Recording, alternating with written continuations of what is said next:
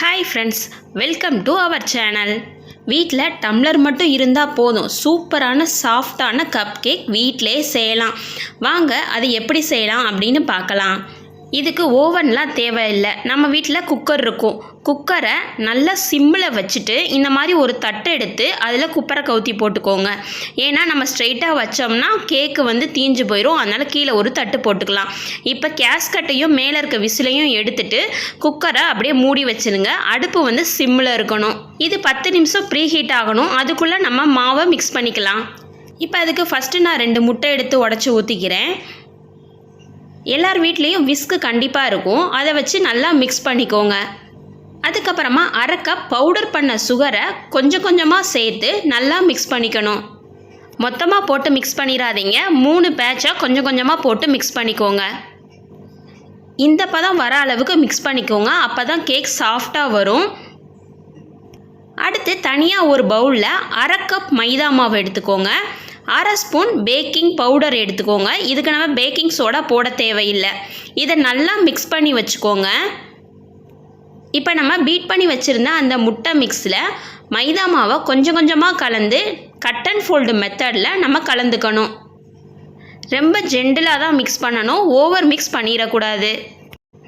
அதுக்கப்புறம் 2 table spoon தண்ணி நம்ம ஆட் பண்ணிக்கணும். இதையும் நல்லா நம்ம கட் அண்ட் ஃபோல்டு மெத்தடில் மிக்ஸ் பண்ணிக்கணும். 1 டேபிள் ஸ்பூன் வாசனை இல்லாத எண்ணெய், 1 டேபிள் ஸ்பூன் வெண்ணிலா எசன்ஸ் சேர்த்து இதையும் நம்ம கட் அண்ட் ஃபோல்டு மெத்தடில் நல்லா கலந்துக்கலாம். இப்போ உங்கள்கிட்ட டூட்டி ஃப்ரூட்டி இருந்துச்சு அப்படின்னா ஆட் பண்ணிக்கலாம். இல்லாட்டி நீங்கள் ஸ்கிப் பண்ணிடுங்க.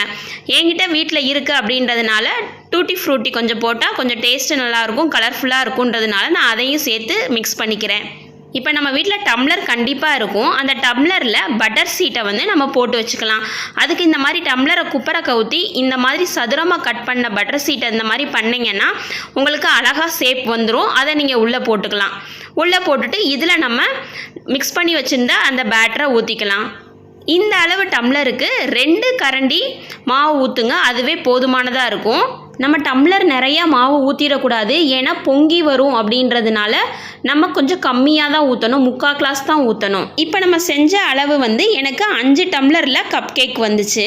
இப்போ இந்த டம்ளரை நம்ம ப்ரீஹீட் பண்ண குக்கருக்குள்ளே ஒன்றொன்னா எடுத்து வச்சுக்கலாம். நான் 5 லிட்டர் குக்கர் தான் வச்சுருக்கேன். அதில் எனக்கு 4 டம்ளர் வைக்கிற மாதிரி வந்துச்சு. 1 டம்ளருக்கு இடம் பத்தலை. அதை நான் ஒரு சின்ன வடைச்சட்டியில் வச்சு நான் பேக் பண்ணிக்கிட்டேன். 45 நிமிஷம் கழித்து நம்ம ஓப்பன் பண்ணி பார்க்கலாம். இப்போ பார்த்தீங்கன்னா நல்லாவே வெந்துருச்சு கேக்கு.